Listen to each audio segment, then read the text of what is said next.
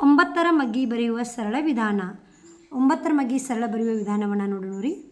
0ಯಿಂದ 9ರವರೆಗಿನ ಸ್ವಾಭಾವಿಕ ಸಂಖ್ಯೆಯನ್ನು ಮೊದಲು ಇದ್ರ ಮುಂದೆ ಬರ್ಕೊಳ್ಳೋಣ. 0, 1, 2, 3, 4, 5, 6, 7, 8, 9. ಈಗ ಏನು ಮಾಡಬೇಕಪ್ಪ ಅಂದ್ರೆ ಇದೇ 0ಯಿಂದ 9ರವರೆಗಿನ ಸ್ವಾಭಾವಿಕ ಸಂಖ್ಯೆಯನ್ನು ಉಲ್ಟಾ ಬರಿತಾ ಹೋಗೋಣ ರೀ. ಕೆಳಗಿಂದ ಮೇಲೆ ಬರಿತಾ ಹೋಗೋಣ ರೀ. 0, 1, 2, 3, 4, 5, 6, 7, 8, 9. ಈಗ 9ರ ಮಗ್ಗಿ ನಮಗಿಲ್ಲಿ ಸಿದ್ಧವಾಗಿದೆ. ನೋಡೋಣ.